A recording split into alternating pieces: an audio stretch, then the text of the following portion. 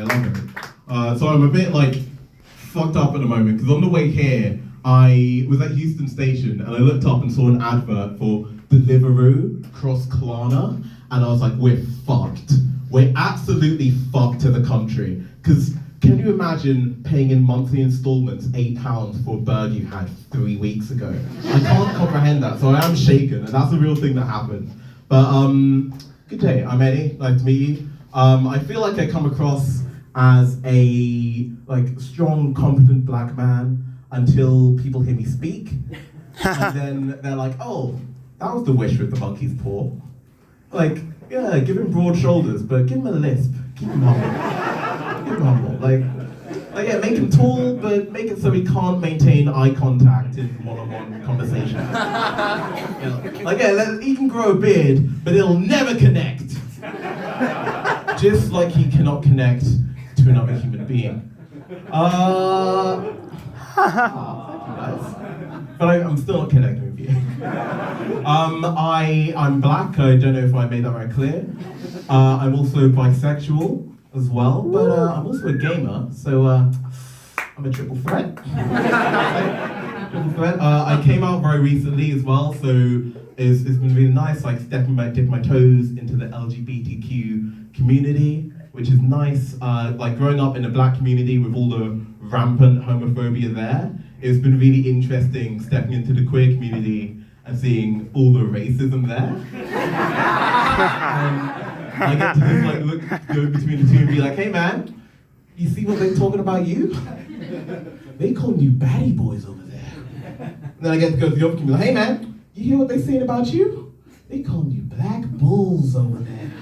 And me just sitting in the middle acting like I'm not involved at all. It was great. I went on a date recently in Brixton, which very nice, big Jamaican community. And when we were walking around, the date was going very well because I'm a very charming young boy. And we stopped off to go into this Jamaican corner shop to get some drinks, and they only had like Guinness, Heineken, and Carlsberg and stuff. So my date went to the Jamaican dude running the store and was like, oh, do you have anything fruity? And then quick as a flash, the Jamaican dude just points to me and goes, fruity, try him. And I was like, oh, no. The bisexual in me was like, oh my God, that's homophobic. But then the black in me was like, it's pretty funny though. It's quick, it's really quick. Like the gamer in me was like fighting back the urge to hurl a slur at him. And then the comedian in me was like, is this material? It's happening in front of me? What a treat. But I hit him back with, do you want to hear what I said back? With my serpent tongue. So he goes to me, he goes, fruity, try him.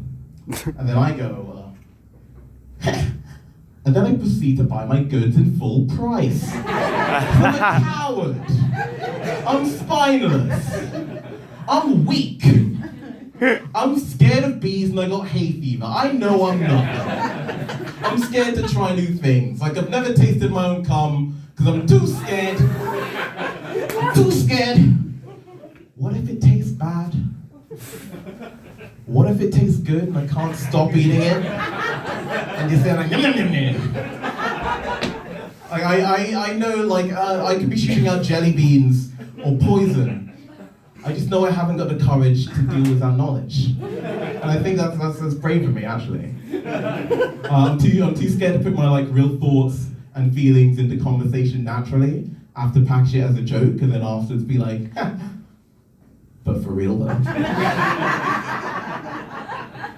My thoughts on women's deodorant. I'm a huge fan of women's deodorant, big fan, because you ladies just have so many more flavors.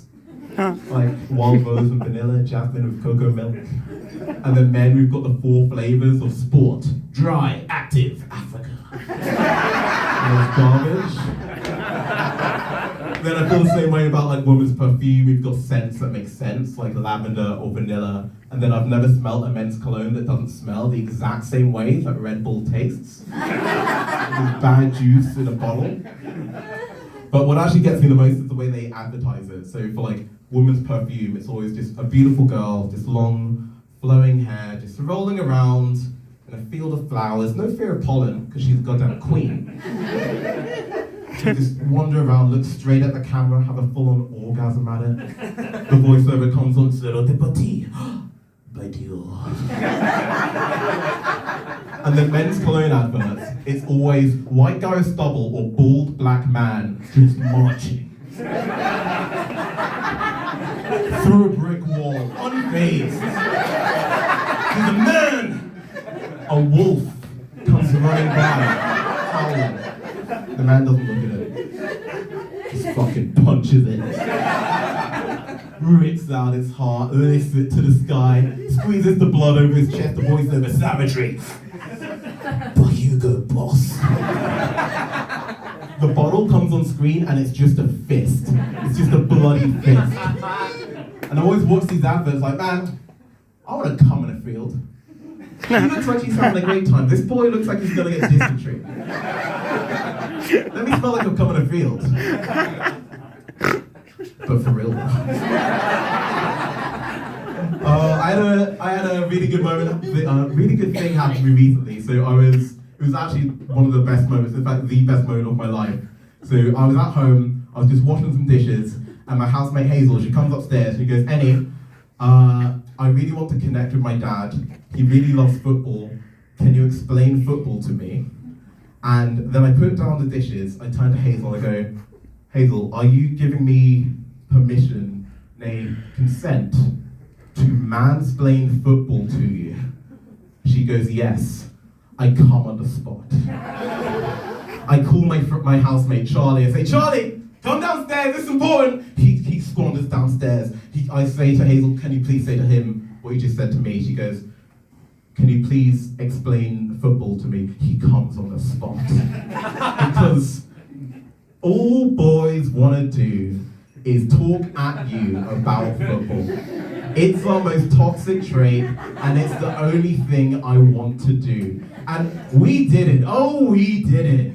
For 3 hours, we went in, and I'm not talking like just explain the offside ball. We went to the nitty gritty, like explaining the league systems. For no reason, like Conference League, League 2, League 1, Championship, Premiership, explaining promotion, relegation. Oh, sometimes it's 3 teams go up, sometimes 4. The playoffs, oh my God, the playoffs, the most valuable game in the sport. And then, oh my God, and then Charlie's girlfriend called him halfway through, "Oh, Charlie, I'm free now, do you want to talk?" He's like, "We're busy, we're fucking busy." I'm like, "Charlie, we haven't even talked about the cups. We haven't talked about the Carabao Cup. It's the EFL Cup, it's sponsored by Carabao. Hazel, I don't know what Carabao is, and I love it. Did you know it used to be sponsored by milk? It used to be the Milk Cup. Isn't that cool?"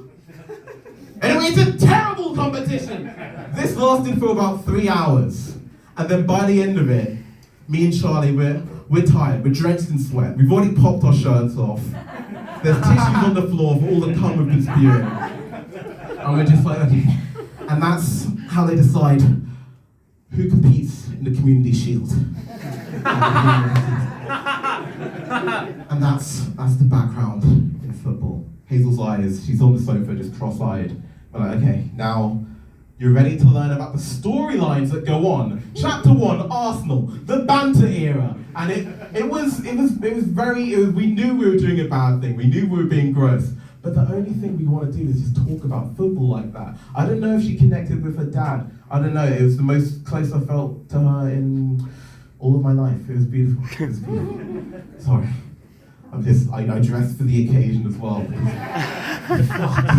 What a parasocial relationship I've got with that bit.